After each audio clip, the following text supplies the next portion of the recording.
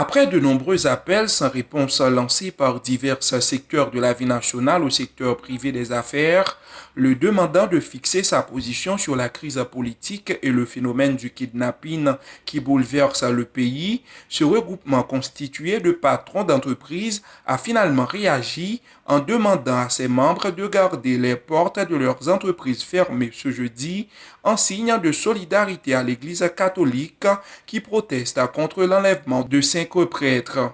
En effet, on pouvait constater ce matin la fermeture de la quasi-totalité des entreprises situées notamment dans la commune de Delma. Les rideaux de fer des supermarchés de Delma 29 et 31 ont été baissés ainsi que ce grand fast-food situé à Delma 56 où d'ordinaire les clients en grand nombre font le va-et-vient.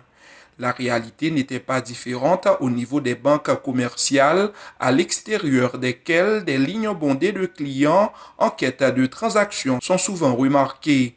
Le secteur informel n'était pas exempt de cette réalité.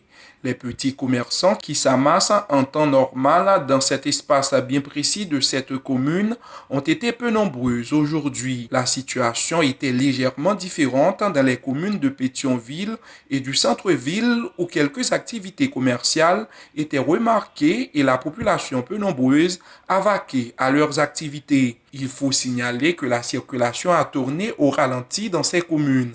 Certains véhicules publics ne transportaient que la moitié du nombre de passagers qu'ils contenaient d'habitude. Notons que plusieurs organisations du secteur transport en commun ont appuyé l'appel de grève annoncé par le patronat du secteur privé des affaires pour témoigner sa solidarité à l'Église catholique victime de kidnapping.